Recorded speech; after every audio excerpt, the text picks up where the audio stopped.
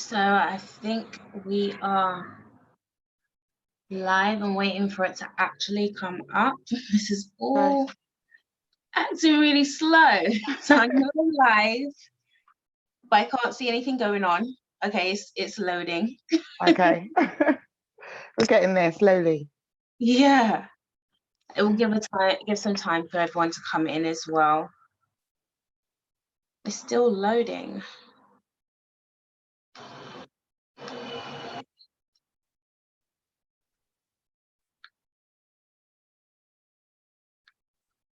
Okay, I think we're coming up now. Hi. Hi, Lisa. How are you doing? So hello to everyone coming into the live right now. Apologies for the slight delay to the live today. It's been a bit of a interesting one with technology yet again. So just giving some time for everyone to get in. And I'm really excited about this live today. And I know that there's a lot of you guys that are excited to be in on this conversation. I know that there's some people that were like, right, I've got some questions to ask, so I'm expecting them to come through as well. So this should be really interesting. Hello, Carlos, hope you're well. And hello to everyone else that's going to be coming into this live. So hello to everyone, and hello to my lovely guest, Marceline. Hi. I'm going to allow you to take a moment to introduce yourself. What do you do? All that kind of good stuff. And then we can go into introducing what this conversation is all about and what even inspired this conversation, and why I feel it's extremely important to be having this conversation right now. So I'll allow you to introduce yourself. Hey, thank you. I'll start by asking for your forgiveness in that my voice is struggling today, but I'm going to do my best. So I'm Marceline Powell, and I'm the founder of the Powell and Barnes Group. We own a marketing and PR company, and we also own Powell and Barnes Media, which produces a range of things actually. So we've got the Urban Capital brand. It's a magazine that is really aimed at representing the Black British experience and trying to take that out to wider audiences, if you like. So through that, we have a magazine, we've got a podcast that we're about to launch, we've got a media website, and so we work to really try and represent that voice. My own personal background is, it's a long one, so I'm going to give you a summary. My most important job is as a mother, even though my children are older now. But I started out in terms of my professional career. I'm a qualified sociologist. I actually studied the humanities. So I looked at sociology, psychoanalysis, literature, and British politics. And that I focused on culture and identity. And in literature, I really focused on the post-colonial experience, which is really about, you have to look at things like slavery, you have to look at things like how different countries have interacted with each other and how that's impacted places like the Caribbean or America, Brazil. There's all these different places. And I just found it absolutely fascinating. So although my started 20 years ago, they've continued. I've studied lots of things since then, like, communications, media and things. But yeah, the subject that you're talking about tonight is something that I'm very passionate about, and I'll let you explain how we got there. But I'm really excited. So thank you for inviting me. No, thank you. I really appreciate this because it's a gem to always have a conversation with you privately. So I know publicly Thank you. Likewise. an amazing conversation. So a few months ago, I actually had put up a post on my Facebook, and I was like, I asked a question. I asked, is there a difference between Black Americans and Black British? Yeah. In terms of our experiences, our culture, all of these different types of things. And what I noticed is that initially people were like, no, we're all the same. We've all got the same experience. Right. But then as the thread started to unravel, we realized how different some of our experiences were. Even just in modern day kind of comparison, the type of poverty that would be experienced by a typical or an American would not be the type of poverty that we would experience over here. We don't get utilities cut off. We don't that kind of hounding system, even the justice system, all of these different types of fears that a lot of it's like the everyday American experience. Although within especially the African diaspora, we do have similar experiences in wherever we are. However, I find there's very distinctive differences, and the Black American experience is more so a very microcosmic experience. It's very unique, which is what has birthed the culture that a lot of us are inspired by today. But one of the things that I really notice is that when we talk about Black consciousness and any type of Black consciousness movements, I find it is very much heavily led by Americans. It's not really over here, because I find there's more history connected to civil rights and all that kind of stuff with America, but it's not even like those things wasn't actually taking place over here. We had the Black Panthers, we had the Mangrove Mine, I think it was called. We've got so many different stories, like even with Bob Marley and his connections to the Black Panthers and all of that. There's so many different stories that are not really told from the British perspective. It's not exactly the same, but we do have our own struggles. Absolutely. I think you've made some really good points. And I think one of the things that I found, certainly if we take literature as an example, to be able to understand another story, it depends how it's written, who's written it, and indeed if it's written at all. And I would say that, in the UK, so I won't lose my point. So in terms of literature, there is a lot more readily available literature, I think, about the African American experience than there is about, let's say, the Caribbean experience, where in Britain, many of us found that we've come through that initial channel. So, and it's not that there isn't any literature, it's not that it isn't recorded, it's not that, there isn't anything, there is lots to find. But I think that we're much more disconnected, because in Britain, we've had a third removal. We've had another removal from the direct history, the direct story. Right. In America, they were taken from wherever they were taken from. They may have even moved around. But if you consider yourself an African American, that has become your home, or it's the place you were born, etc. So the history that you want to research, or the history that you want to be told, potentially it's right there where you are, in the same place that you are. Yeah. That history goes to Jamaica. Then things like the Windrush, which I think we're going to talk on later, means that we've had another migration somewhere else. We've now removed another step from that history, or that literature being readily available. So that's one point.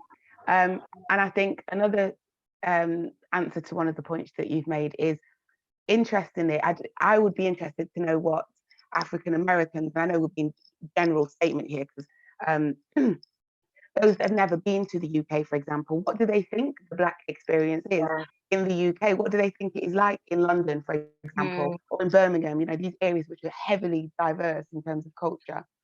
Because I know that, I was going to say, I think a lot of people here see affluence when they think Black America. They're not always thinking of projects or difficulty or the difference in social. They're thinking, oh, we've got superstars and we've got Oprah and we've got this.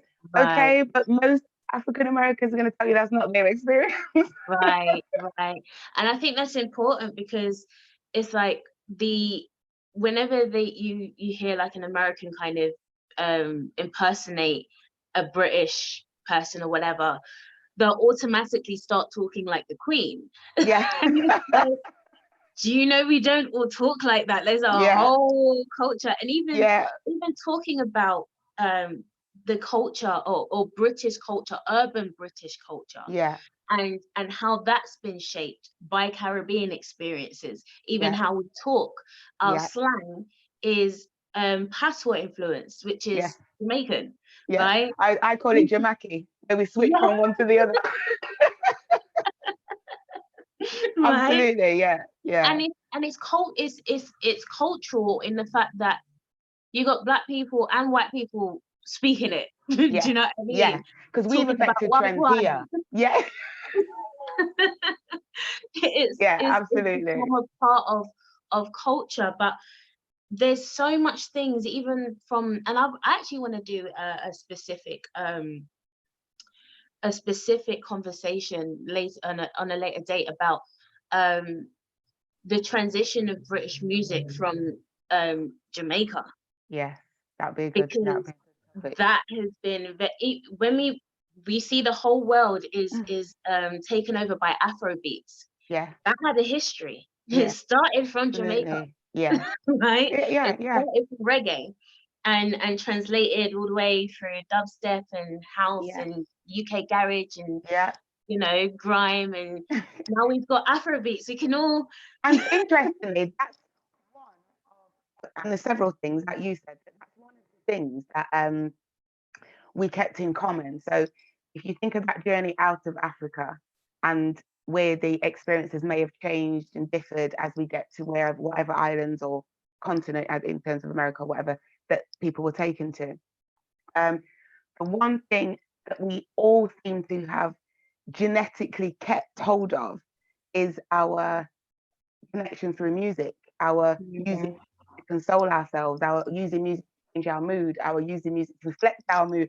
We've right, it seems no matter how far back you read into us as African origin, that's something we all took out with us wherever we went right, in the yeah, world. And it's something that I love. And as you know, I'm a music lover and an artist myself. So it's something I'm very proud that I was one of those people that was able to actually have an instrument, because it feels like yeah, it's something that's very much part of my origins, if yeah, that makes sense. So yeah. yeah, No, it's amazing. So there's so many different avenues that we can go. And another reason why this thing was inspired is that, and it was inspired around the time that Top Boy was released on Netflix. What I noticed, and because I have a majority American audience on my platform, it was interesting seeing the reaction okay, from Americans that actually watched Top Boy and was like, "Oh, is that the British experience?" Like, okay. wow. Right. And what was the conclusion there? So general consensus in terms of the comparisons with Well, what this is they what I'm saying. This is why I actually wanted to have another conversation where we can actually have a panel discussion, because it's quite difficult to have those conversations just on a yeah, Facebook thread, which is why I wanted to be able to yeah, begin to bring it to the platform and open up the conversation, because I think it's definitely an important conversation to have. And our story gets lost. yeah, Yes, there is the American slave trade. Yes, there's all of those different types of things, but then there are also, not all of us were slaves. There were some of us from the Caribbean that fought off slavery, absolutely. right? And we're Yeah, going to talk about that a bit later as well. And yeah, these are also stories that are not actually told. So when we're grouping everyone into this Black experience yes, of slavery and this consistent narrative, it's not it's not something that can be related to all of us, because we yeah. all don't have connections to that experience. And it doesn't mean to say we don't have connections to oppression, No, but our no. experience is very We we microcosmic. we we're no less connected to the experience. It's just that our experiences differ. Right. So in terms of those individual experiences, so where a boat has pulled into, a ship has pulled into Port Royal or wherever it was let's use Jamaica, because that became known Hmm. as like a very rebellious island. Hmm. And so you imagine the experience of the people that were getting taken off and did become slaves. So they taken them wherever, wash them down and check their teeth and all the other things they did Yeah. to them. Um, and that rebellious, I don't know, 10, 15, 20, who knows, 100, I don't know the exact numbers, it's differed in different times. They've managed to get away. They've ran off. You can't catch them. You've sent the dogs. You sent the guns. It's not worked, or they're too quick. Whatever's happened, that experience of, let's say that's just 10 people. The experience of that 10 people there is going to be very different on that island to the experience of the ones that were taken. None of Right. those experiences were going to be easy, and none of them were going to be any less frightening, probably. We hope and believe that, I believe from what I've read, that the ones that did get away, it was less brutal in terms of what they endured as people. But when you think about it, wars ensued later, so people were killed. People would have been injured. People would have still been lost and frightened, not knowing where on earth they are. So when I talk about it, and I don't even like calling it slavery, I call it the African War, because when you tell that story that you were just referring to a minute ago, where one size fits all, and you just talk about slavery as brutality and as this, and you miss out stories of rebellion, you miss out stories of of people that aggressively fought against it, people that used their brains against it, and that goes across America and the Caribbean, to be fair. When you miss that out, you're suddenly left with a story of a whole continent. Africa is a continent, not a country. A whole continent of subordinate people who you just went out and subordinated and became your slaves, and you still own them to the. That's what the story starts to look like if you take out those important things like wars and rebellions and demanding land and taking land, you know, even banning people. We have dreadlocks, a Rastafarian. Look into the word dread. Why was he called Dread to begin with? You know, so there's so many facets, so many layers when you look at it. It's not, as I said, it's not that they didn't have that experience, it's just it would have been different. Yeah, it's also interesting, even you mentioning as you was mentioning things like the dreads and all that kind of stuff, that we was talking yesterday about identity and how that's also something that plays an extremely important factor within the difference of our experiences. I feel as though it's in particular Black British, they have more connection to identity, and I feel like I'm gonna say two different things or that kind of leads into each other. There's also a microcosmic experience happening between Black British in itself, because we have Black Caribbeans and Black Africans. Absolutely. And that is a completely different reality. And even in talking about identity and culture, that's a completely different microcosmic experience that's taking place. It's even different for me. I'm a woman in my 40s. And when I was at junior school, I went to, and junior school is, I think, kindergarten in the US. I should know, my ex-partner's from New York. Someone can let us know. We're British. Right, yeah, exactly. But at a young age, it was all white area that I went to. You know, we were the only Black family in the area anyway, etc. And then later on, I'm trying to think at what point in my experience did I even come across African communities in the UK, certainly in the city that I grew up in. Bear in mind, you know, if you grow up in London, you probably saw more diversity in your communities at a young age. So when I was taking notice and staying on the park or getting to teenage, you're talking 80s and 90s, I didn't have any African friends, and I didn't know of anyone in my circles that were African. And later, when I discovered, you know, when you're an adult and you're more interested in people's actual cultural backgrounds, and the odd friend said, "Oh yeah, I was African, but I never would have told you guys. You know, I would never tell you that I wasn't Caribbean, because the city I grew up in, it was just like a largely Caribbean community. Within the Caribbean community, we can tell the difference between each other." Right. But the interesting thing is as well is that how times have changed, because the community was very segregated in terms of African and Caribbean, very kind of, you know, we didn't really mix. It was Caribbeans and Africans. Caribbeans hated Africans and Africans hated Caribbeans. In school, there was always the cussing, the Baba Lips, the Baba Tundes, all of that. you know, oh, exactly. all of that. Exactly. When you think about it, it's crazy. I But then know. now, because of this rise of the Black consciousness movement, or re-rise of it in 2005 from 2015, that's allowed there to be a bit more unity in there, and kind of just addressing the stigmas that we grew up with. Because I think something else that has changed is that certainly the younger generation yeah, are more familiar now. So it's almost like we've moved through that immaturity yeah, that you just talked about. yeah, And like with the younger generation, like say my daughter's age, she doesn't ask people if they're from Africa or Caribbean. yeah, She yeah, just don't care. right, They talk about it only to share cultural experiences, yeah, only yeah, to see the differences and the similarities, or to share right, recipes and food tips. yeah, You know, it's that kind of thing, which I love, because like I said, I never had that experience when I was a teenager or even in my 20s. I was an adult in my working life where I was coming across all different sorts of communities, cultures, etc. Obviously, you know, studying and things like that, branching out of my own social circles when I was younger. That's when I was introduced to real, what I would call multiculturalism. I know some people don't like the word.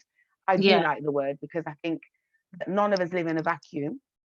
So, and this is again where we differ with America, actually, I because know, I was we have thinking that as well. neighborhoods where you ain't going to find that anywhere in the No, UK.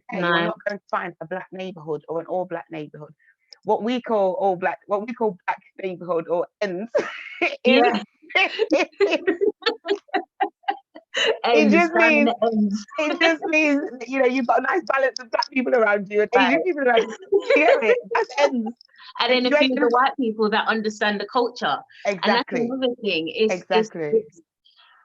It's more cohesive, which is why, and it's not to say that racism doesn't happen. Racism is very, Oh very gosh, real. Just understand there is a very real far right, and you know, whatever. But and lots of in between. yeah, Our racism just looks very different. right, exactly. You know, it's very covert, almost like Yeah, Canada, you yeah, know. yeah. So, but with us, I think there's been more struggles together, which has allowed the community as a whole, especially in London, to kind of knit together. When you look at things like Grenfell, you know, Yeah, and it's like, it didn't matter what color you were, yeah. even though the majority of the people that was in those buildings were actually Muslim people, it didn't matter, But because that's where I think again. So you know, in terms of my magazine, for example, and my media platform, I call it Black and multi-ethnic. It is good at the UK, and that's deliberate. Why? Because I think what we call Black communities in the UK is more about shared experience, and our yeah, communities have been mixing probably since the 60s and 70s, yeah, albeit reluctantly in the earlier yeah, days. yeah, And now we are much more, like you said, diverse in terms of whether it's African, Caribbean, yeah. or other places. We're more diverse in terms of Europe, so Black people coming here from other parts of Europe. So Yeah, that's another element of culture where we have to learn each other again. yeah, yeah, But also we've gone past that thing of um, dual heritage relationships. It's nothing. Who takes any yeah. notice of a It's dual not heritage really. relationship? There's more stigma in America than it would be here. Like, it's almost Right, like it's an automatic thing for you to be perceived that you're selling out if you right. go if you go into an interracial relationship. Whereas here, you see it all the time. Yeah, It's not even something that's thought of. yeah. And yet I So can tell you, just as recent as the 90s, when I was in my sort of early 20s and stuff, that was very different. There was still mm, stigma attached. There were still mhm, people kind of looking at you a bit sideways and, oh yeah, look, she's, yeah, this, that, and the other. And I've seen that change in the 20 years mm, completely. And like you said, my own family is so diverse in terms of culturally.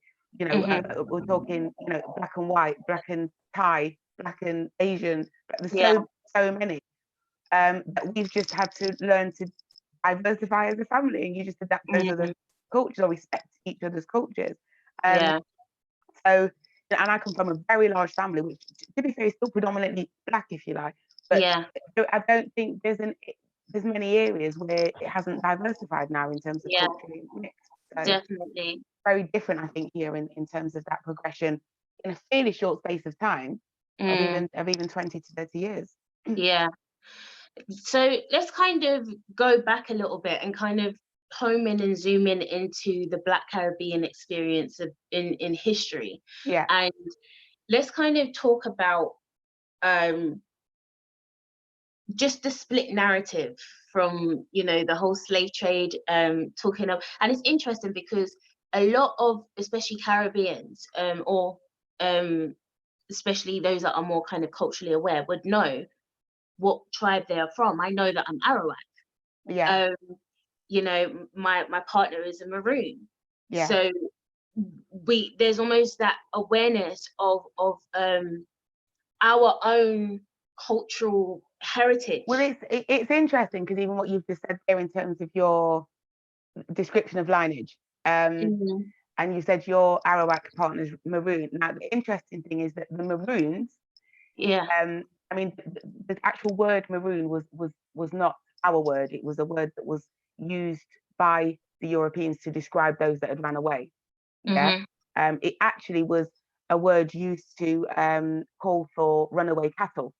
So when the first, ones that ran away, they would have just literally called up into the hills, moo, moo. So they're saying cattle's escaped. Yeah. Now, just I'm going to go into a little bit of history here, so just bear with me because it's all important to answer the question. But what I'm going to get to is that the Arawak and the Maroon are the same thing. Yeah.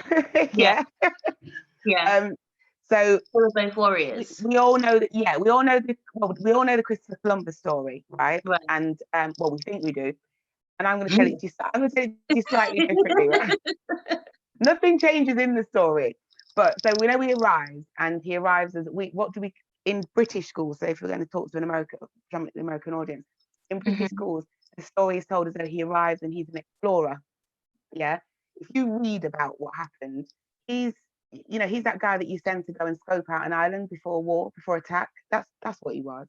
He had men with him. He had arms. He had all that. Why would you have that if you were exploring? Come on. So anyway, he's gone out there. He's gone a few times. He's trying to get to the East Indies, which is India.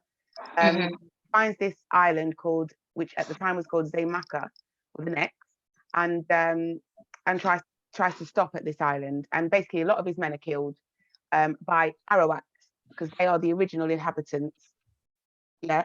Now, people say Arawak Indians because they've got hair like this. So they've also got dark brown skin, broad noses, big lips, and they've been there, and what research tells us, for at least 2,500 years before anybody arrived called Christopher Columbus.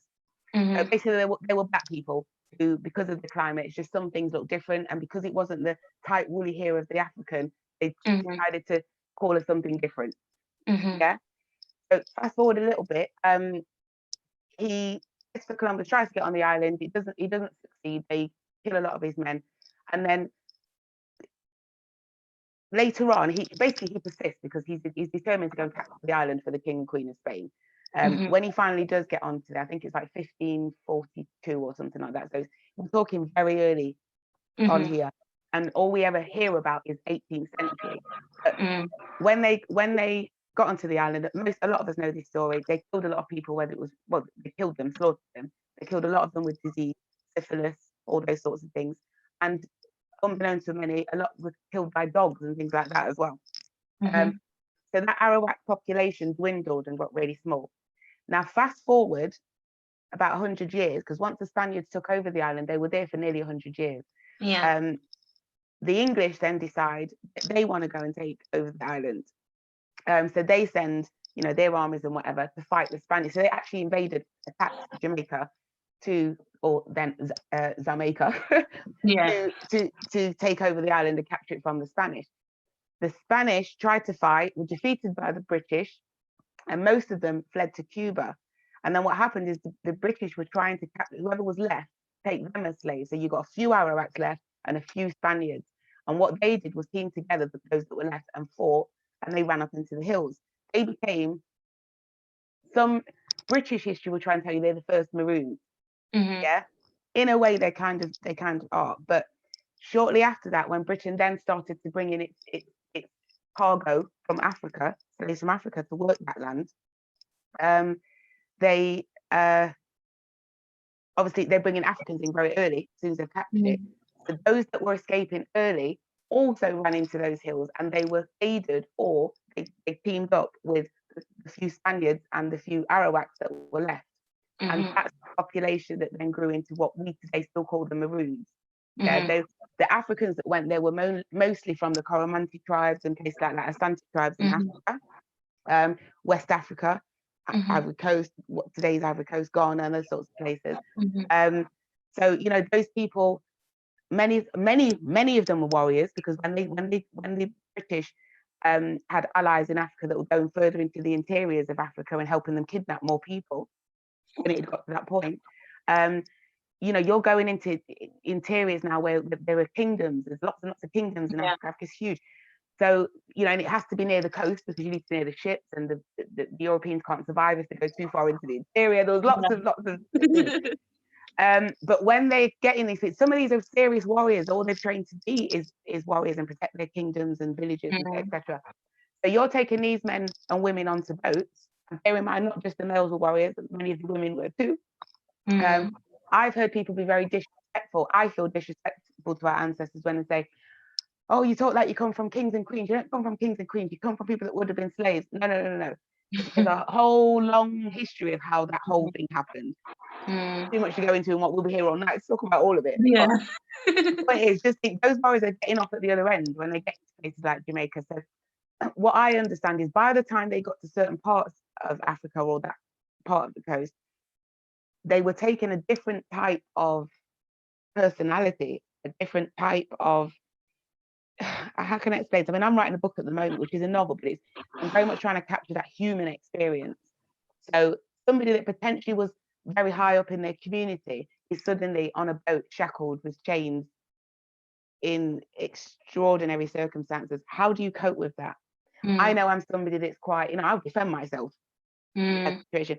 What would I be like if that was me? But, I always say to people, try and imagine you as you are as a human and your personality traits, and you're that person that is suddenly in that dungeon. Yeah. Is suddenly trying to put you on. What would your reactions be? So don't imagine a set of subordinates who were climbing onto boats and saying, "Oh, I'm now a slave." I've not read any of those types of stories. So, and again, I think that's where I think it starts to differ almost immediately when you're reading the American experience. And I think it's because actually in Jamaica, the British were almost developing their skills at being slave owners. Yeah. A lot of these were people that were finding wealth for the first time. And so in America, it was people who already had a bit of wealth that were the original slave owners. So things like the brutality probably was ramped up from the beginning, whereas in Jamaica, they learned how to increase that brutality as they got more experience. And even just like places like Jamaica, Barbados, the type of experiences that they experienced was very, now you understand why Jamaica is the way it is, why it's so fiery, why it's so, because there's a lot of history there, there's a lot of pain. And to be honest, it is in other Caribbean islands, because some of the experiences, and I mean, I don't like to compare, because I always say, somebody's experience is huge to them, regardless of what it is. But I would say there certainly were islands where you'd have, let's say, I don't know, I've come from Haiti to Jamaica, and you're saying, they're beating me and they did this to my man's tongue, and I'd be going, oh, that's nothing over there. They're doing, imagine, because some of it was seriously brutal. It turned into, over time, where people were grateful for the type of master they had. Think about that. Think about the psychology of that. Master's a good man. Think about the psychology of that. So it runs so deep. But you're absolutely right. And again, I'm going to use Jamaica because it's where we come from. So where I come from, and I don't personally, but my parents are from there. But there were 2 wars fought. Well, there were several wars fought by those then Maroons. They were led by Kujur. Some people have heard about them. So you got Kujur, Nana, Nani, and Akumpong. Kudjil was supposed to actually have been born free in Jamaica, and his mother was called Nakwan. And what I can do is give you info that you can put out if people want to research. Reading out there. You know, Nakwan, I believe, was a very prominent woman before being taken to Jamaica, and so clearly had rebelled and got away. And her son was born free and became the freedom fighter for the Maroons when he got older. So did Nani. It's believed that they were brothers and sister. I think it's worth researching. I think Jamaicans need to research that a bit more, because I don't know. There's not really any concrete to say that they were, but Akinpong and Kudjil were brothers. Yeah. So, you know, these are three warrior leaders that led whole camps of people. So if you think Harriet Tubman in American history, these were our equivalents in Jamaica. Yeah, they were going and freeing slaves and taking them. And these people never became slaves. And one of the things I was saying to you the other day, when coming back to my interest in identity, is imagine we are Kudjil's great-great-grandchildren or Nani's great-great, you know, their descendants. If I was him or her, my oral history would be making sure that my descendants always knew we never became a slave. How important would that be? You know? So I remember it being drilled into me when I was a child. You were never a slave. And at school, in Britain, the reason you're part of the empire is because you were a slave. When I went home and told my mother that piece of news, she hit the roof. Yeah. And that's when I had first ever had that conversation with her. Interestingly, when I said to her, "Am I African?" She says, "No, no, you're not." She and said, that's the funny thing. We took that island, took it. The Jamaicans. That's what she said. Yeah, and it's interesting. Even that, I really want to probably do another conversation, because I want to actually understand the crux of what actually happened between Africans and Caribbeans as to why this relationship or this connection became so toxic. Because it's like, when I look at my grandmother literally revealed to me like a year ago that my great-grandmother my great-grandmother is from Sierra Leone. Yeah. But then I've got other family from like Venezuela. Yeah. So do you know there was a bunch of people that they actually put on, they were so rebellious that they got scared, and there was a lot of other factors to it, and I'll have to just refresh my memory on the detail of the story. And what they did was put them on a boat and send them back to Africa, and they landed in Sierra Leone, which today we know as Freetown, the place where they landed. So they sent them back, and what many of them did was find their way back to Jamaica and said, "Africa's not our home anymore.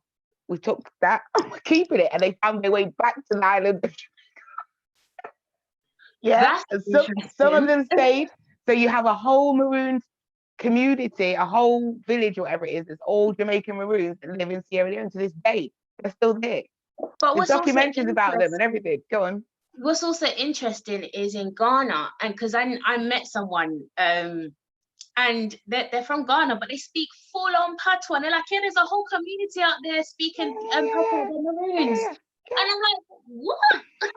They first took them to Nova Scotia. That's why you've got a lot of them in Nova Scotia, Canada as well, a lot of us.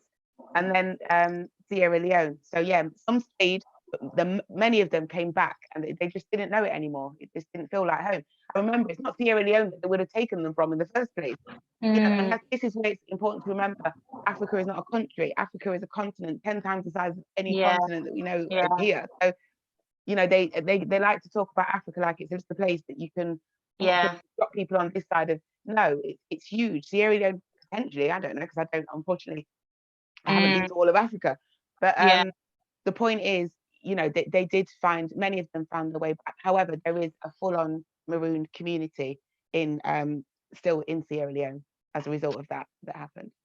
That's crazy. And even going back to Jamaica and even highlighting this, and this is important because I didn't even know this until a few years ago.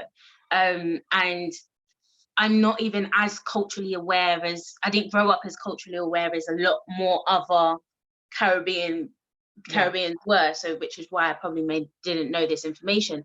But a compound town is a republic, right? In Jamaica, police cannot touch there, right? It's private, can't go up there. That's how, No. that's the type of energy Yeah. that is infused in the Caribbean. Absolutely. That And we've now again, brought over here. yeah, absolutely. And even I say again, this is where I'm talking about when you're in Britain or growing the British experience and hear about slavery. We're only told the American experience, really, anyway. They don't tell us about Caribbean slavery. They tell us, you know, it's because of the empire. You could have ended up anywhere. That's how they kind of talk to you. And that's not strictly true. Depending who was going to Africa, which country. I mean, I say to people, for example, just to give you an idea, I say to a lot of people, where does the Dutch pot come from? And the typical answer is Jamaica. Yeah, and I say, well, no, it doesn't come from Jamaica. And like, what do you mean it's Jamaican pot? It's what we call it. I feel like it comes from the Dutch. That's why it's called a Dutch pot. That's funny. Oh, scheme. How many of us think about that or even know it when we're growing up being taught how to cook in a Dutch pot? Yeah, it's a Dutch pot. That's why. Yeah, that's why it's called a Dutch pot. It is. Yeah? Traditional pot. Exactly. But the amount of people that just don't even think about it. Why would we really? But that's stuff that we're still using in our homes today that was given to us by European people in Jamaica. And there's going to be lots of other things. You know, even down to the foods. These are foods that we take with us from Africa, many of them. So cassava or cassava, however you say it. Now I say I don't know how you say it. I say cassava. How do you say it? Cassava. Yeah, do you see? And I spoke to an African friend from Kenya, and he's like, "What are you talking about? It's cassava." And we were sat there for ages. Yeah, but it's like the whole planting and plantain debate. Yeah. Like, it's planting. I don't understand. Like, you don't say mountain. Exactly. You don't say mountain. Exactly. But these are all debates that are and things, and this is what I mean. It's good to highlight this, because to those that are not in the UK, they don't see all of these different segmentations of experiences that are playing out, which is really important, because this is the cooking pot for London. This is why London is the way that it is. And so going a little bit forward now into how we came over here, because obviously there was some people that was in there was some mainly Africa, there would be Africans that was already in Britain prior, but most of us that are Caribbean, we've come over like in the 60s. Yeah, I mean, if you want to go way back in history, then yes, the Black people have been here a lot longer than people need to admit. Even, you know, Queen Elizabeth I expelled a load of a large Black community. But then, yes, after the Second World War, what happened was Winston Churchill, whoever, and Pope. So remember, post-slavery, there's a lot of things that happened. Again, probably a whole show in itself. But what we ended up with was the Commonwealth. So, you know, we're technically ruled by Britain still, albeit by a distance. So they said, you know, you've got your own government, but let's face it, that government is still controlled by Britain. You've got your own army. Who deploys that army? Probably Britain. So, you know, that's, again, a debate of its own. However, so what happened is in 1945, after the war, again, it's no secret that Britain was obliterated, and you had a lot of American soldiers here at that time, didn't you? You had Black American soldiers who, by all accounts, didn't have a very nice experience anyway. So fast forward a few years when they call for the country needs to be rebuilt, the economy's on the floor. You know, it's technically war torn. Buildings are torn down, factories are no longer in existence. Places that were known for, so I don't know, large factories that have been shut down to make ammunition for the war have been destroyed. So imagine we're in a real difficult situation in this country, and so they called out to the Commonwealth, and particularly the Caribbean and India, you know, East Asian countries, and called for them to come over here to help rebuild their motherland, their mother country, or whatever as they called it. And bear in mind, these people are brought up by this point with a massive allegiance to the Queen and country and all that. So they're brought over here in droves. In fact, they were begging them to come over here. And what I love about Jamaica and Jamaicans and even the Caribbean as a whole, I haven't been to all of it, but is we are actually quite politically minded. My dad is much older, and he told me, he's not been with us a long time now, but I remember him telling me about the arguments that used to take place between certain people and whether they should go and whether it was their motherland and why are you serving that Queen? Why would you go over there and rebuild that country? What they're doing for us? Some of them really were politically aware and quite politically astute. And I think they remain that way, and that's because they've always had to fight for their rights in these countries. So when you say America is known more for its civil rights movement and things like that in terms of post-slavery action or activity or social activism, yes, it's better known. But what we're talking about here, when say my parents came to the UK in the mine came in the 60s, but 56 is when the Windrush referring to was coming over. Technically, they were lied to. They were told that they were needed, they were wanted, and then they got here, and there were signs in windows like no blacks, no dogs, no Irish, or whatever they were. I can't remember the order. Yeah, no blacks, no Irish, no dogs. Yeah, you had political campaigns being publicly ran, saying if you want a nigger next door, then vote Labour or wherever it was. Yeah. You had adverts put out. National public adverts put out teaching black people how to switch on light switches, and so it was you had people like, you had politicians in England at that point, like a guy called Enoch Powell, which I think is because he was like probably the most famous racist in Britain, and I always say he'd love the fact that we share a same last name. Sometimes I actually say to people, when they say, "What's your name?" I say Marceline Powell. They say Powell. I say, yeah, as in Enoch. You might not get that dry sense of humor, some people, but no, I get it. So yeah, but so they were coming into a lot of hatred and a lot of it was. I guess it must have felt like you were just being completely bamboozled, because you're being told that this is a country that you're welcome to, that you're a part of, and then you get here to nothing but racial abuse. Nobody would give people rooms. They wouldn't, so people didn't have anywhere to live, etc. But what I really admire about that generation is that they just pulled together. Yeah. Some of them were getting kicked out of churches. My father was kicked out of a church, asked not to come along. He said, it's nice that you people want to worship God, but if you could keep coming every Sunday, you're going to put my regulars off. So my dad never went back. They started a church in what became the bishop. They started a church in his living room. So it was about 5 of them who couldn't find a church. And even my dad, he took whatever work that he could, and before even sending for his wife, he managed to get a place.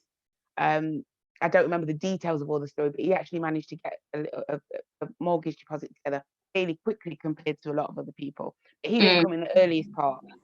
And what they did though was do things like partner schemes, where they would all chip in their money, whatever they earned, they chipped together in their household, and they would save and buy, and then they would buy the house, the property, and then they would rent out rooms to each other, do more partners so that they could top up their income, do more partners so each person could get their own mortgage, and they just kept going. It's like network marketing. That's what they were doing. kept going. And like it's important to understand how efficient that is, because it's almost like our version. It's almost like our version of the Black Wall Street. Yeah. Because we had our own community. It was a cooperative. If you look at it in terms of if you were going to give it a business structure, it was a cooperative. Yeah, do you know what I mean? So it's everyone investing until each person can get what they need. I grew up in a partner system. Like I grew up around that, and then when I became an adult and had some unfortunate situations, which, you know, meant I decided to leave a relationship, and I had my children.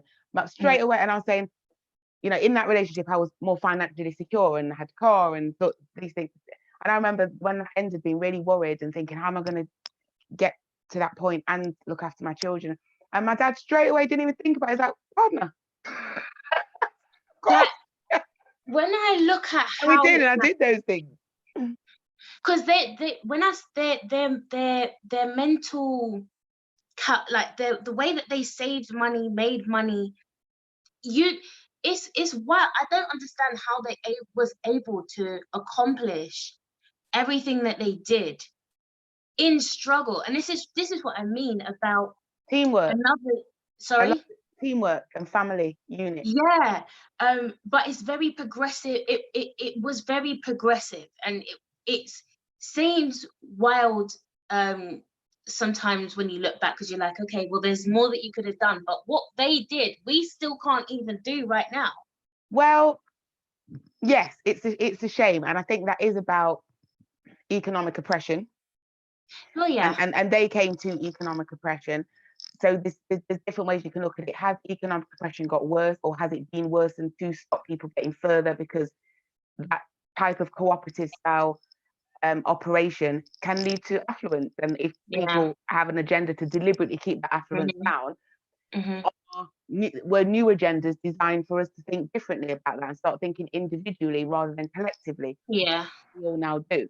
We think very individually in the UK. It's I want to have a business. Oh, she's got a similar business. Oh, that's my competitor. Not okay. Why don't we team up and make an even bigger business? Right. That's what they were doing. Yeah. Well, that's not what we're doing. My aunt, when she came, my dad bought her when she was the partner queen. She was like the bank, she was like the little Bank of Jamaica in Nottingham, right? And the amount of people that will tell you, oh, that's how I got my mortgage, was from through your aunt's partner.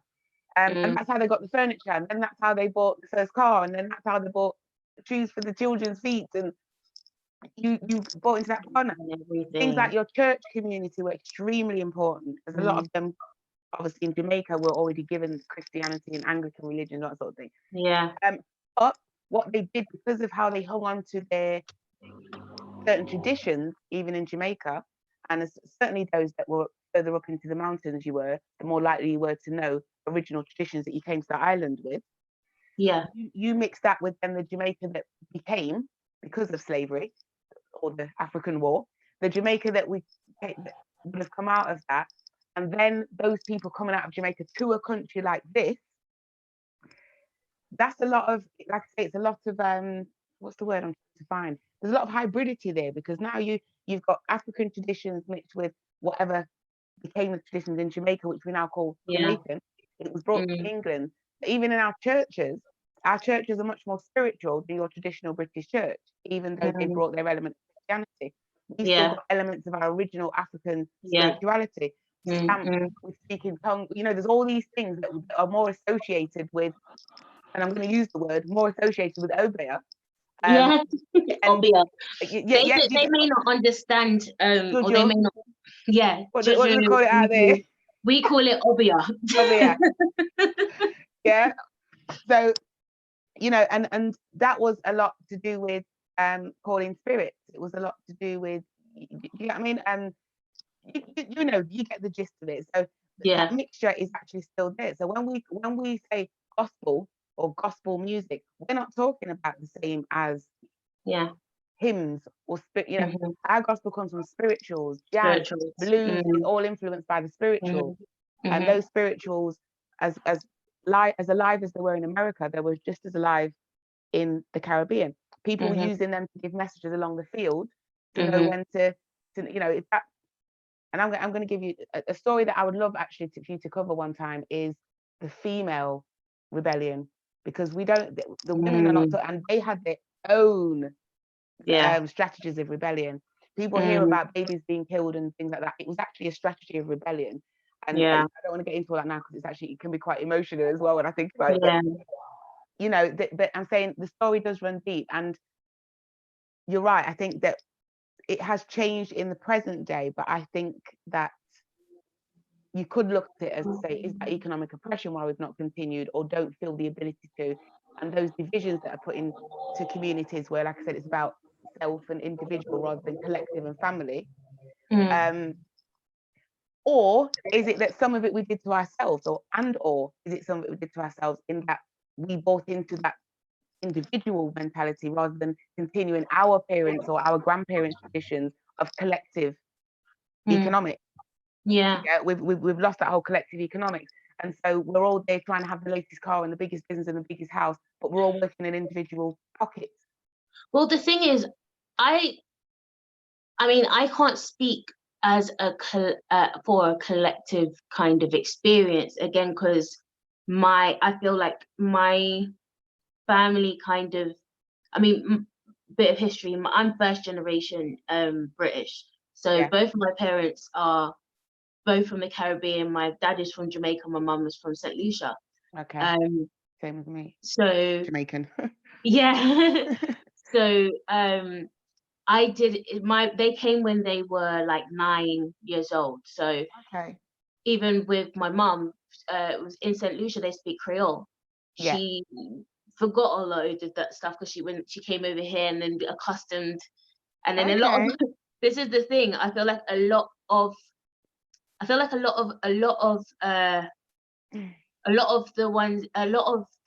people in the Windrush, they accustomed to British culture. Yeah. And even this is a joke, I know you would understand this, like, you know, when you see like those older Jamaican women and then they get a phone call and they're like, hello, and they try to speak like the Queen, and it's like, no, you're Jamaican, what are you doing? The patois is still hard. Yeah. And it's like the same with Creole. They haven't actually passed it on to the younger generation. It's almost like there's a halting of culture and passing down. But even with that,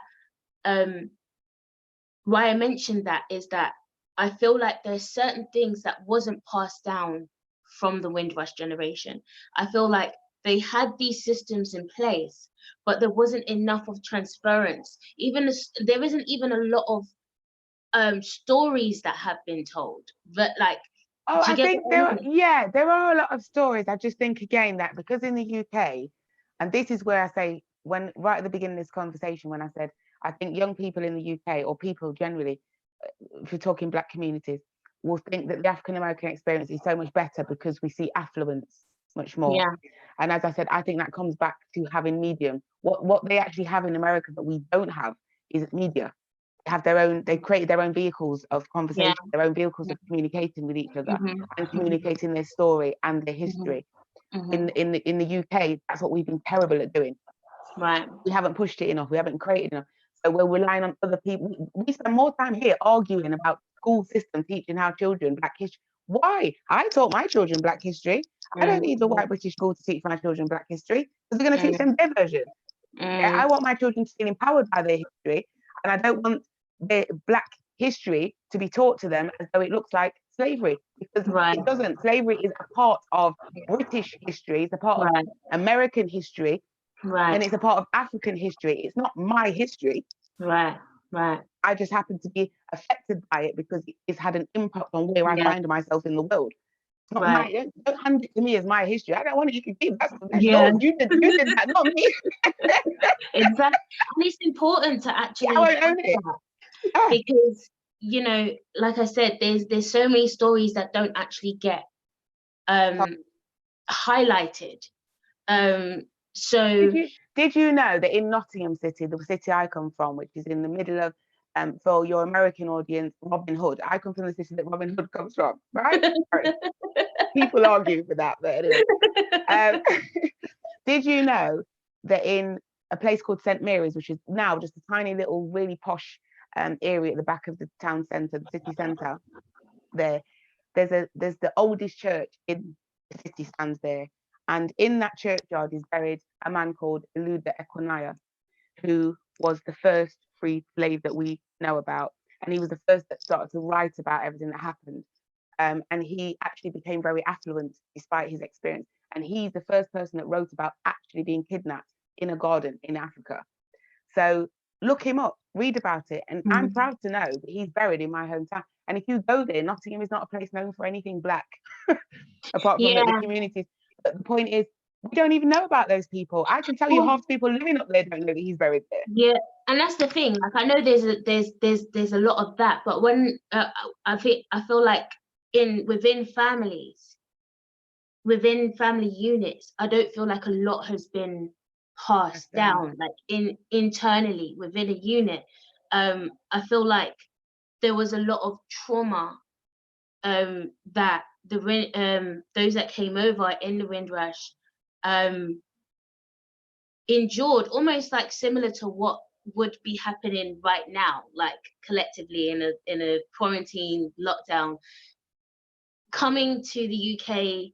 I remember my dad's story.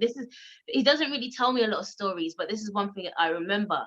He was like, the first thing he remembers coming off the plane, they gave him some Hovis bread, and he's like, "Me no want no bread, me want bammy." And he's like, "What do you Jamaicans don't know nothing about bread? It's bammy." Yeah, you know what I mean? yeah. Well, So, that's interesting. I think you've hit on something interesting there as well, because you were saying that your parents, your first generation here, so your parents have come over here from the Caribbean. I'm also first generation here. Both my parents are from Jamaica. Differently to you, first of all, my parents had me as part of their they were a second marriage. So right, they had me and my sister later in life. My mum was in her right. 40s, my dad was in his 50s when I was born. Yeah. Luckily, I had him till he was 84. So I'm going to tell you, I was born 1973. My dad was born in 1918. Yes. Wow. Right. So Wow. in my household, I had more history than I wanted. I had more history than was welcome. And That's the like other thing normal. is, it was like a dual existence, because out there, my parents were saying, "You're British," and when I'm saying, but they're telling me that I'm a African, or telling me that I'm a Jamaican, my dad, "No, you're British," and my mom would say the same. But then I go to school and they're calling me a Jamaican, and then I go home and it's like little Jamaica. Yeah. It was two different existences in my life. Yeah. That's what I grew up with. So, but like you said, in your case, your parents would have assimilated much more in the home as well as outside of it, because they themselves were children when they arrived. Exactly. They would have been taught and encouraged to assimilate and become British. My Because parents did a dual thing, a dual heritage thing. it was taught, it was a safe route, because even when I hear my mum speak today, and I hear, like, even for example, things like what type of job that you should get, right? They have specific industries, secretary, my mom went into admin, my dad went into computer engineering. You can get jobs in those areas. Like, it's easy to build your way up. Yeah. And say, come out, you need to come home as a doctor, lawyer, or disappointment. They're the options. you know what I mean?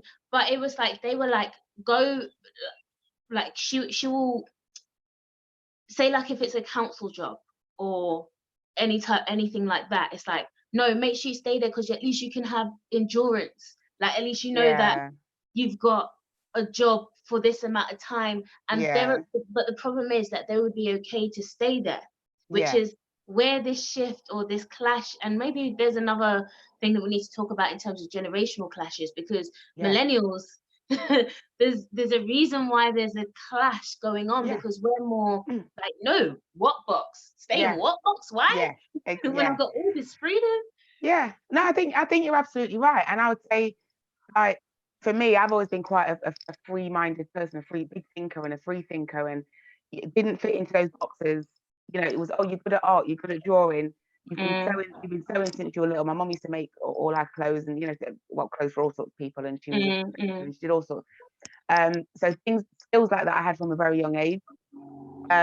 So that was, oh, you could be a fashion designer, and I was classed as lucky among my brothers and sisters, because what she picked for me was sounded quite glamorous. So, but I got to college, I was doing it, I hated it, and everything they told me, I hated it, and they just saw me as the little rebel who couldn't settle down, because they have that attitude that you said, where it's just stick at it, even at least it's secure, you get a pension, or you get this, and it's like, no, but I'm not going to compromise my mental health so that, so that I've got a job. Right. I'm just No. going there to pay the government rent. No, Yeah. no, that don't Yeah. sound like life.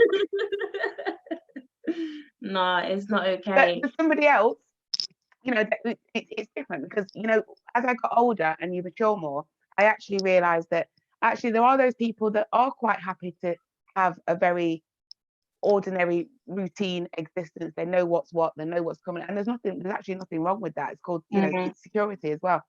But yeah, I think our attitudes have changed. I think we had a dip, and I think that dip is that come the 70s, when people like perhaps your parents were now coming, they're not 7 and 9, they're teenagers, and they've experienced some not very nice things, but now they're teenagers, many of them with attitude, many of them joining the Black Panthers, many of the, you know, all these things would have been happening, you know, with the younger ones. Yeah. So, and I think it became more about civil rights than economic power, even though the two things are interconnected, interchangeable. And I think that we took our eye off the ball. So then you roll to the 80s, where in Britain lots of changes come with Maggie Thatcher. We've gone from family unit to you can do it on your own. You don't have to call, you can be aspirational. We all start thinking like individuals rather than collectives and families. So things have changed and shifted over the last 2 decades that have had a massive impact on us. And now our children are born into a world of instant gratification. They want everything now, like that. And if you can't have it now, you're a failure. That's what we've become, which is a real shame when you think of the journey that the older ones have took when they got here.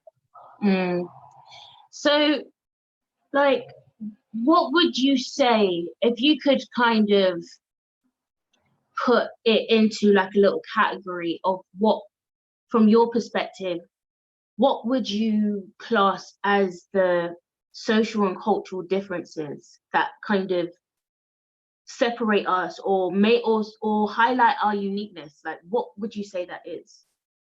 Do you mean as a Black community in Britain, or the differences between us and African American? Yeah. Well, there is the first difference: African American, Black, or Black British. Right. In the UK right now, I've got this whole debate. What is that? I don't want to be Black, I'm whatever, and I don't want to be this, I'm something else, and I just get confused. To me, I would even call an African American Black. So I hope your messages don't blow off there. And I tell you why. It's because for me, Blackness doesn't describe the skin color, and it doesn't describe. It's not an outside description. Blackness for me is all the things we just talked about: the food, the cultures, the fact that when coronavirus hit, we all already had Dettol in our houses. We all went and bought some Seriously tea. We already wash our chicken. Yeah, right? And we already wash our hands and our chicken. Yeah. Okay. We do this every day. I was saying the things that you're telling people to do, I'd have got my ass whooped if I didn't do them all the time growing up. So go figure. But you know, so there are cultural things that I think have spread out with us around the globe. Yeah, and I love that about being what I call Black. That to me is Blackness, because like I say, the African Americans have claimed they're part of that place where they reside, has become their identity and their home, just like the Jamaicans did in those inner interiors of Jamaica. We've claimed it. We've took it. You took us here for this reason. Okay, that's over now. We've claimed this. So, however, in present day, I think that there are big, massive differences. For example, it breaks my heart when I see Jim Crow laws being used blatantly in front of my face, and I'm watching it on the news in 2020, whatever. It just brings tears to my eyes. It breaks my heart when in America the threats of being shot and murdered in front of your family, friends, whoever, in the street like a dog is real. That is a real threat. It breaks my heart when young Black American males take that and have to accept it as their norm and try and carry on with that trauma, that PTSD that's just repeated and repeated, and they've given nothing in terms of support. It's just normalize it and move on, normalize it and move on. And then we're asking the questions of why they're angry, or why, you know, add to that the economic pressures of things like, you know, if what I see is to be believed, projects and the life that you're expected if you're in the project, and just the lack of aspirational or the lack of possibility in terms of attainment if that's what you're born into. Yeah. And I hope that there is still, possibilities to achieve and attain. But I'm saying, what must it feel like? That's what you're surrounded by every day. And what do you feel like your possibilities are? And that shapes identity. So even if you are lucky enough to eventually get out of that, your identity and the way that you've placed yourself in society, and that society has learned to see you, that's a new journey and a new battle that you've got, even if you get out. And if you have no opportunity to get out, that's an identity that grows and matures and becomes angrier and angrier and more disenfranchised and disconnected. And then you add to that what I think in America they now have a completely blatantly racist, in my opinion, person at the head of that country that has absolutely no. And I hear these arguments when people say Obama didn't do anything either. It's not about a particular individual president, because Obama was never going to come in there and save black people and save the world, black people or whatever. But it's also another extreme to have someone that is blatantly almost not instigating, but almost, what's the word? He's aiding and abetting, certain attitudes. And I'm talking specifically about his election campaign, actually, and some of the things that we were broadcast over here. I could never imagine police or protesters or whatever taking an old black man and thinking he could throw him around the street in the UK. I can't see the day that's going to happen. And that's the thing as well. I think that's another difference. And I tried to highlight this earlier with regards to understanding that a lot of us come from warrior blood, right? Our resistance over here is wild, okay? Like it's like, when you look at things like 2011, the London riots, it just took one little thing to kick off in London to spark around the whole country. This is why, like, it's almost scary when certain things happen over here, because the reactions of people, we don't know what that will be. We just know that we're about to go down. I think it is that. And I actually think some of it is about being shown that American experience, the African American experience, because we're seeing that, and that's something that's very far removed from us. And I think that actually in America, the black population or the African American population is still more closely connected to that slave past than we are in some ways, in a lot of ways, and not least because of the way they're treated by that system. So if that system still looks like some of the laws and social norms that came with slavery, like I could shoot you dead in the street and no one's going to do anything about it, how far removed are you from slavery? Wasn't that going on then? Do you know what I mean? So and there's plenty of other things. You're in a constant trigger. Absolutely. So okay, I hear about this American dream, and I've seen, thank God, I've seen black people that have achieved that American dream, or affluence and aspiration and whatever. And it's not just about money. I'm talking about being able to live in the type of society we live in, where certain things make life easier or harder. Now, and this is where I talk about what I talk about, sort of projects or ghettos and that in America, because in this country, our young people are talking about, I would say again, the ends. They used to call it the ghetto. What ghetto? What ghetto is in the UK? When you say about opportunity, if you're in the type of community I've just said in America, how many of those people have got businesses that they can employ you in? Probably very few. The wider community is probably not running to you and offering you a job. And if you go and you're in the employment queue, you're probably not at the front of the getting chosen. Over here, the reason why we don't have the same extreme spread of poverty within a particular community or a black community is because we don't have any all black communities, which means we always have that difference in terms of economic, social opportunities.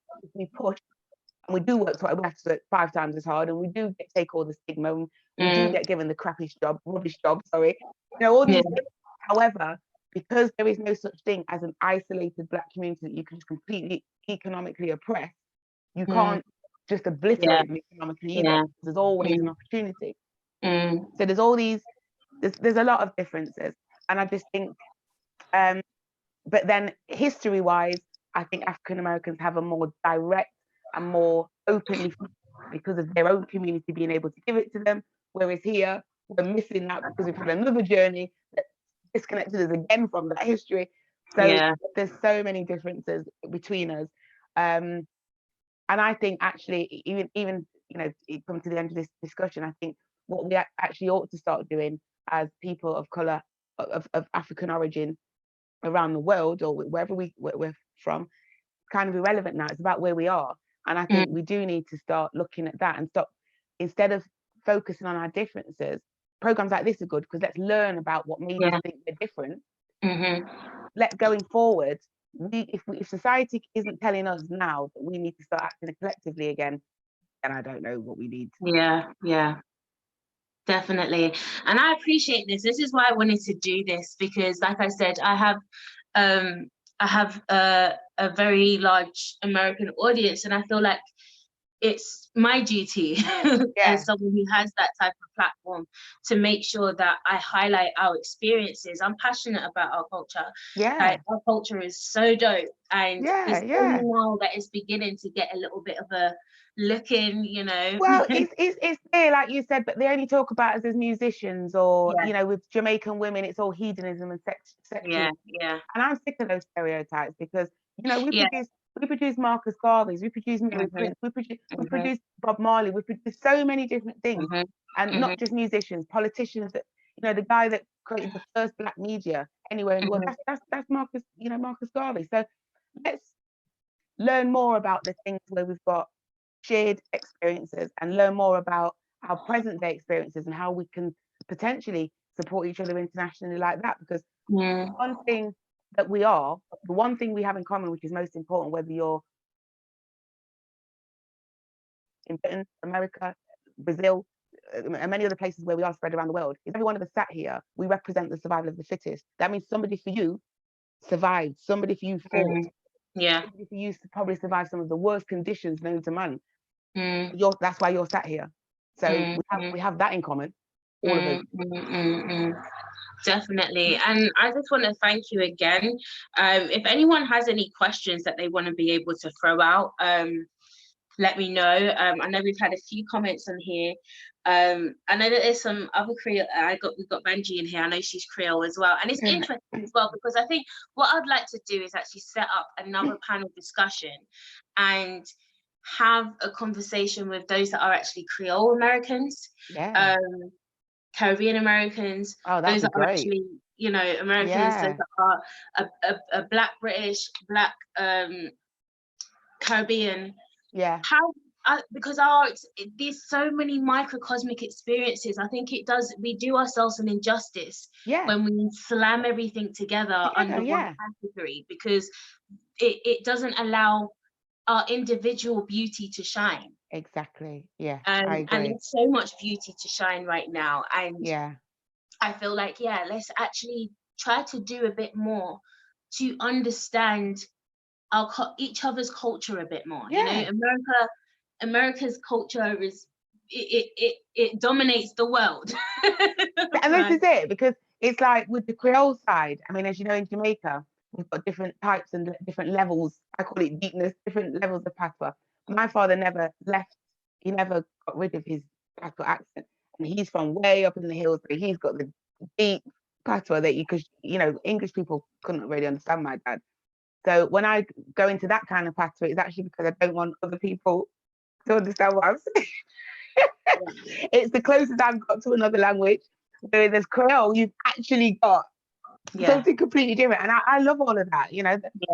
I'm in a Creole group. I don't understand half what they talk about, but they're going to teach me. So. No, but that culture is so rich, and it's so connected, because Creole isn't just Haiti, it's Jamaica, it's Barbados, it's all of there. So someone also just put a comment, and they said, just don't dismiss our actions for being soft, or we never fought back our oppressors. No, that's definitely not and just there, can I mention some? Because some of the reasons I noticed the lack of literature, or if you like, history written down about, I'm not saying it's not there, but I'm saying in terms of in comparison to America, is that's partly why I'm saying it, is because regardless of what they were going through in America, they were finding ways to record this and to tell those stories and to keep tell, this is what happened when they took me, this is what happened when I got here, these are, all the different things. I was actually inspired to look further and read more into the Jamaican Caribbean experience because of people like Frederick Douglass, W. Boyce, Harriet Tubman. I mean, the list. My daughter's got it now. I passed it on to her. I've got the full African American anthology with just about every writer in there. And hearing those experiences, these people were not. There's no suggestion that they were that they weren't fighting. What I'm saying is the nature of what happened to people in America because of the planters and because of the people that took them it turned out that experience would have looked different. The history and timeline is different. There's lots of differences. It's not, and that's why I was very careful at the beginning to say it's not the experiences were different, as in, oh, we fought and they didn't. That's not what's being said. I'm saying what we're saying is that unfortunately, all those stories that did happen in the Caribbean are not told because they're all swapped in Britain. They're all swapped for the American experience, and we're saying actually it's time to tell the Caribbean experience as a separate story because there's more than one narrative in slavery. You go to Brazil, there's going to be another narrative. And I think it's important,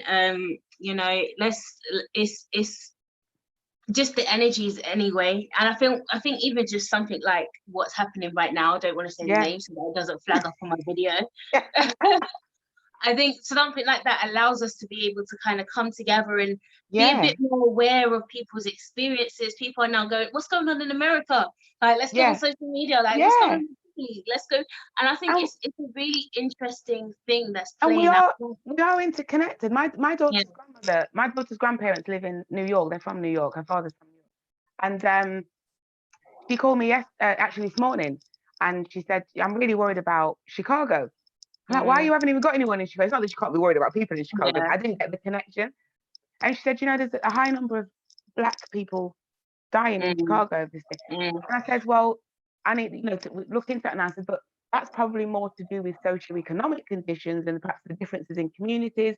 Who's living in houses with larger numbers of people compared to those that have got their own ensuites? How packed is this community compared to that community? These are all going to have an impact on those rates, on those numbers. So you said we're as concerned as our brothers, sisters, cousins in America. I've got lots of brothers and sisters, but my oldest brother, all of his children live in America, all of them. So I think again that's what I'm saying. In present day, we're not. When I said no one lives in a vacuum, we're also interconnected, like you said, and globally now we're much more connected, I think, than we ever were before. I think social media and certain social media groups don't lend themselves to that similarity because we find these arguments and peace, and it's just because people aren't respecting each other's different experiences. That's it. That's where it starts from, I think, because there's more than one narrative. Exactly. And I think that's important. It's important to respect everyone's experience because their experience is not going to be exactly the same as yours. It doesn't matter. Our skin color can be the same. It could be in the same country, the same area, the same road. We can live next door to each other. Our experiences are going to be completely different. And so it's important that we do just learn to allow people to share their experience and not feel like they have to, like, it's almost like, there's another thing as well, because I actually brought this up on the thread. It's almost like, as a Black British, it's almost, because of the narrative that's being presented, it's almost like, I can't be Black. Am I Black enough? Like, that's a whole new show. I'm doing a show on that on my podcast, so you're going to have to get onto that one with me. I'm doing a show.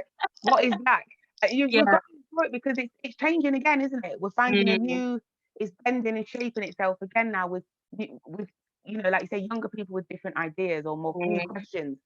You've got older people now that have got a different experience. My experience isn't the same as my brothers and sisters who were teenagers in the 70s. I was a teenager, end of the 90s going into end of the 80s going into the 90s. My experience is completely different to my older brothers and sisters. My children, who are millennials, my son is not quite. Even between the two, where there's only 4 years difference, they have completely different attitudes on some things. My son is much more old-fashioned, and it's almost like they were just born on different sides of a full moon. That's what it feels like to me. It feels that close. But in terms of their social experience, it's different. My daughter asked questions like, well, what did you do when no one had mobiles? My son can vaguely remember no one having mobiles. Does that make sense? I can actually remember.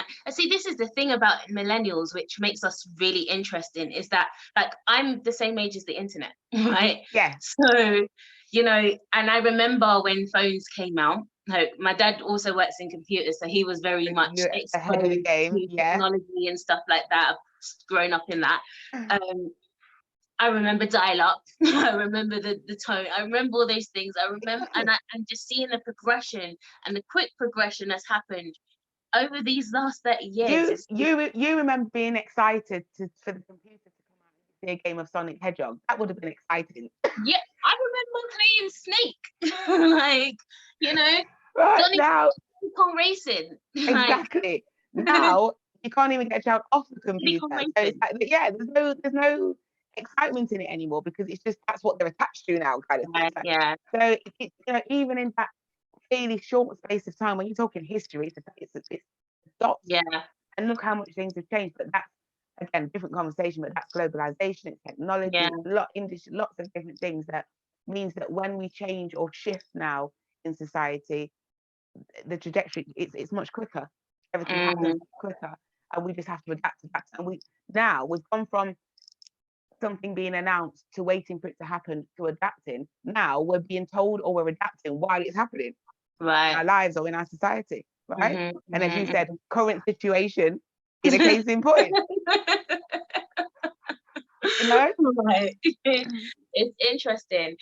Someone commented here, and they said, growing up as a Haitian American, it was a long time before I knew the first country to liberate themselves from slavery was Haiti.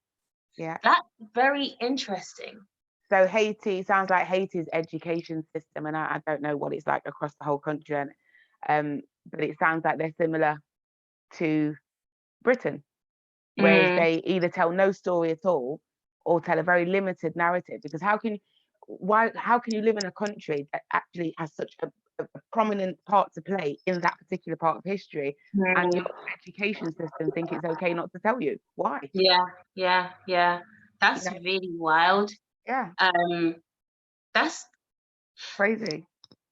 Yeah, I'm actually quite. This is why I want to be able to have this panel discussion, because I think it's very like, I'm genuinely intrigued to understand everyone's journey, because it's like not everyone is as aware. Some people are aware, but then when you understand what happened. Yeah, I mean, Haiti was another place that actually was known as in, people not to mess with. It got pretty bloody and brutal in Haiti. But yeah, and the thing is, this is my personal opinion as a Black woman myself, as a Jamaican woman who lives in what I consider a historically hostile country. So even though it says that it's not hostile to me anymore, it still puts a Black in front of my Britishness. It still, tells my history the way it wants to, rather than saying, okay, you know what, it's years now, let's just tell you the truth. So my take on that is, search and read for yourself. Never look for anyone else to empower you the way you will empower yourself. So search. I have, when I was even reading about American history and American or the experience of African Americans back then, it built my respect for all of us as women, as Black women. It built my respect for all of Black men. It built my respect for where we're coming from in terms of our much longer history as well. And it made me explore, why would somebody be so fascinated with my particular cultural heritage? It can't just be because I was good to work in the sun. And the more you research, the more you find out that was the tip of the iceberg. Universities have so much information stored about you. If you can get there and read as much of it as you can. And if not, do your research. Do proper research. There are reputable resources out there. And if you like, start with African American anthologies and read your way through stories that you thought you knew, You get what I mean? And then move on from there and research, and then look at how that's spread out in places, different experiences. Do your own research. If it's a 10-year project that you start tomorrow, start it. Yeah. You know? No, it's worth knowing. It's very empowering. And if you come from, by the way, the Caribbean lineage, again, I can say this quite specifically about Jamaica because I've been using it for 10 years. You can actually access records online, Jamaican records and things like that. It's a bit more limited than if you go out there, but you can get so much research done and then pull enough together that my next visit, for example, I don't know what it's going to be now. We'd planned a Christmas visit originally, was to go then and go to the records and dig even further into the archives. So how far does it go back though? Quite far, some of them. It depends on your family. It depends on your family's experience. Is that only in Jamaica though? I'm telling you that I've got experience of using the information that's available in Jamaica, and it's been very, very good. I found an awful lot about my father's side of the family, and I expected to find more about my mother's because they've been there so much longer. But there was a lot there's quite a lot of records. There's not as much as obviously here or anything. It's not like that. It's not like if you're British and you want to research your history, or if you're white American or want to research history. But I'm just saying there are records out there. There are ways to get to research your genealogy. If you are lucky enough to be able to go to the island that you originate from, go to their records officers. You will find stuff. They won't tell you that here, but you will find things. And it is about detective work, but it is there. Yeah, because the only thing that because I know my family's going through someone's asking if you could share the link for the records in Jamaica. Can you type it in the comments below? I can try. If you go to bear with me a sec. What was I just saying? What was the last thing I just said? Just lost my train of thought. You said you were going to ask me something about records. So with regards to the records, because I know that my family's going through trying to do a family genealogy thing. Okay. But obviously because of the fire in St. Lucia, a lot of the records are not able to be found, so we can only get a certain up to a certain point. So are you saying that even those records can still be accessed? It's I mean, if they're telling you that officially that some of the records, then obviously that's an unfortunate. Yeah, because I know that a lot of the islands like Grenada, St. Lucia, where else? I can't remember. Like there was fires that happened that burnt like the records.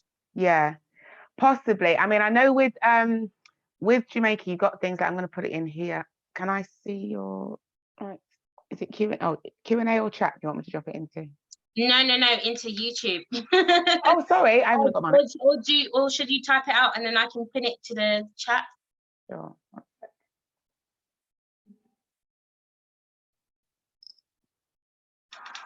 Let me just read back some of these comments. So it seems like we get a lot of truth connecting in social media. I'm telling you, this is what's happening right now. Situation right now, that you get more news from social media than you are the news. Yeah. It's quite interesting. It is. And I think when we're talking about things like history though and Black experience, certainly UK, if we don't, like you said, if we don't find people that know information, that will share information with us, then we're kind of stuck really, aren't we? Because as we said before, it's not forthcoming from in education. Well, it is if you go into university and you're studying certain things. And it's told to you in a very different way to how they try and tell you things at school, and it's not as limited as they tell you at school. But how many of us, more of us now, but how many of us for years was university our main destination where we finished? We weren't, we were having other experiences or whatever, a lot of us. So it takes a while for you to find it, if you're going to find it in that route. If you don't go straight to uni, is what I'm saying. Yeah. And I think when you're brought up with a sense of always questioning your identity, you're almost subliminally being told that you don't have one. So you don't go and search for it, do you? Yeah. That's what I think. If you think about the impact that that lack of information and knowledge will have on us over a long period of time. Yeah, Vanjie also said a lot of Black Americans have British ancestry as well, and it's unknown. That's interesting. Can you say that again? Sorry. A lot of Black Americans have British ancestry as well, and it's unknown. Really? That's interesting. Well, they would have. They would have. I'm just surprised that it's unknown. Because if you think about, okay, first of all, American Civil War, Boston Tea Party, a bunch of people from a place in Boston, which is actually right next to Nottingham, where I'm from. They go out there. So even in coming back to Jamaica, to link that, in early Jamaica, in like the 1633 onwards, those records are showing people of loads of different faiths. So you got Quakers, they're from England, and had a big community in America, right? You had Jews, you had Irish. These have all been in an island like Jamaica since. Yeah, because I've got Irish in me. Right. There you go. So then you're going to have movement among even whether it's the so-called slaves themselves. You know, it's very likely that people were brought from America and ended up in the Caribbean and vice versa. And it's also when certainly I know on some islands when the rebellions and things like that were getting really out of hand, they called for American overseers specifically because of how brutal they were. Do you see where I'm coming from? So they were still sharing and interconnecting with each other. These traders doing that. So if you think about it, whether you want to go back to early American history, Gold Rush and Boston Tea Parties, that kind of thing, going to have a lot of British there who also became involved in the triangular slave trade. Does that make sense? Some who would have moved from one spot to another and settled perhaps in America, vice versa. So of course you're going to have British ancestry because the other thing as well, any white American potentially has, well, certainly back then, had British ancestry anyway. Yeah, they do. Apart from the natives, obviously. Yeah. So a lot more Americans have probably got British ancestry. Yeah, I know. Not That's just quite Black interesting, right? And they also, well, actually, someone said, then on the other hand, my ex-husband.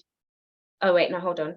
There's a lot of Haitian Maroon presence in Louisiana, much more than African. And then ADA says, then on the other hand, my ex-husband, who's Jamaican, knew what tribe he came from, which was the Maroon, but I was born in the USA, never knew what tribe I came from. That's interesting. Now that's gonna be an interesting difference, isn't it? In terms of, even though, as I said, the African American experience feels like it's closer to slavery still, you would presume then that they would know more of their lineage. But again, depending on records, a lot of the Caribbean plantation owners got very boastful. A lot of them took concubines, so were having children with women that were no longer slaves that they freed, but that they still lived in their control. You had many that gave land to slaves that they freed, or if they got, if they raised a mulatto child that they ended up having some kind of connection to, they would give them land when they freed them. So you had all these different things that that you would have thought that it would be America or African Americans that would know more about their tribal ancestry. Yeah. But that's where the Maroons are an important factor in the Caribbean and other parts where they've migrated, because the fact they got away so early and from such an early period of those things happening means that they were always able to continue that oral history and keep telling it, and that's what we've got direct access to that the African Americans won't have in America. Does that make sense? Yeah. Because a lot of this, even though there's so much more literature in America, a lot of it is about the freedom fighting, isn't it? And it is about the experience. It is about the aftermath as well. Yeah. And you do have narratives that tell you about, like I said, as far back as being in Africa and then what happened to them. But like you said, that trauma, that shock, I think a lot of the literature, it tells the story of the trauma rather than, the story of, okay, this is what it was like to be in Africa. This is what tribe you probably came from. And a third factor, or another final factor, is that in America, they were brought by people, taken over, sold at auction, and just almost distributed across the whole of the place. When cargo was going to the Caribbean islands, like I said, bear in mind it was divided up. So Jamaica was very much early, it was Spanish, then the British took it, didn't they? You had the Dutch there, which is why we got Dutch pots. You still got some of that Spanish element there, which is why we have Spanish towns still. Spanish Things like town, that. Yeah. You go to somewhere like St. Elizabeth, you've got the lightest skinned people in the hottest part of the country. yeah. Like, how is that even possible? That's my family. Yeah, All live in my family as well. It's literally a tribe within itself. Literally, yeah. I'm scared if someone says to me that they are from St. Elizabeth, Jamaica, we are family. I don't need to ask no questions. Oh yeah. Well, that's so. Do you see what I mean? So the point is, because of that Maroon presence, I think, and the fact that that history, to this day, you go there, you will find them telling you that same direct history. Yeah, it's. And sorry, the other difference I was saying is, so Jamaica, let's say they were dropping from, I don't know, the Deutschlands and England, yeah, and probably a little bit of France, yeah. But then you go to, is it St. Lucia, which one speaks French? Lucia, yeah. St. Lucia, I think Haiti, that's French colony as well. Yeah. You hear what I'm saying? You got Martinique, Guadeloupe. Right. They're all were taken over by different European countries. So you've got, Britain's got this bit, Spain kept Cuba, or that influence they fled there from Jamaica, so that's why you've got that mixture. Yeah. Like you said, you know, Haiti would be French, etc., etc. So it wasn't just a case of taking people to one place and scattering them. It was a case of they would have also divided up which parts of Africa, because they're not going to compete with each other. They're all friends, kind of, and they don't want to war with each other, because right now there's money to be made by going and taking people gold and diamonds from Africa. So what they do is, okay, you can have, I don't know, that bit of the Ivory Coast, you can have that bit of what's now called Ghana, you can have that bit of, do you get what I'm saying? Zimbabwe or whatever. And they all kept to their own bits. And that's why you had different people ending up in different islands of the Caribbean with different experiences, but also different types of African being taken from different parts of that coast into those places. So you've got different personalities, different social experiences, different backgrounds from the people, even between the people that are being taken. Think about it. Yeah. That makes sense? Yeah, a man who was already a slave in Africa, it would have been different. But a man who was already, or a woman who was already a slave in Africa and got sold by that meat, yeah, even though their owners in Africa might not want them to be sold, but he might have been raided and they took him and his slaves. His experience as the guy that owned slaves and his slave who was also taken, their experience of what happens next is going to feel very different. Think about it. One is being taken from a very privileged position, and one is being taken from a position that was already bad enough because he'd obviously upset someone and they didn't have prison systems. They took your prominent member of your family, became that family's slave. Now he's being taken by Europeans who are going to treat him and his master so terribly. Yeah. But if you're the guy that owned him, you've been doubly humiliated. Think about it. So we've got to go back to their experiences, social conditions, shock, PTSD. The list goes on when we're talking about our journey just from slavery alone. Yeah, there's so many avenues for us to be able to go into. I mean, and I feel like, this is just the beginning of this conversation. And I would actually like to put out a call to I need to create a panel, someone who's Black American, someone who's Creole American, and then I'm gonna organize another panel with you, Marceline, and probably get someone else who's Black African. And let's just actually have a conversation and actually like bring this all together and see where we interlingual, because interlingual, it's made a new word, intermingle. We all correlate, because I think this is beautiful, and you know, we're learning each other and we're learning more about ourselves and learning more about our collective experience at the same time, and that can only be healing. So yeah, if you would like to be able to appear on the next panel, I will be announcing the date once I sort that out. Send me an email on soulreconnectioninfo@gmail.com. That's soulreconnectioninfo@gmail.com, and we can sort something out and just see where we can take this, and see where we can take it, because I actually am really passionate about this topic, and I do actually want to do the music one as well. So Oh yeah, that'd be great. Well, I mean, thank you for inviting me. This is a topic really close to my heart, and I love, as you can see, I love talking yeah, about it. So it's really nice to, and hopefully you've got a mixed age group audience. So it's nice to talk to different people and hopefully yeah, hear, you know, other people's feedback on what they think. yeah, And you know, hopefully it will inspire more people that have researched different areas or the same areas as me or whatever, to give you even more information and help you to kind of keep building, you know, getting that info out there in terms of our history. yeah, It's important. So yeah, I love what you're doing. Well definitely. done. Yeah, comment your experiences in the comment box as well. Would love to be able to hear what else you guys are saying. I know I've got some more comments coming back up here, but I will be able to look back at them when I get off live. I'm trying to do Gemini right now and it's not working.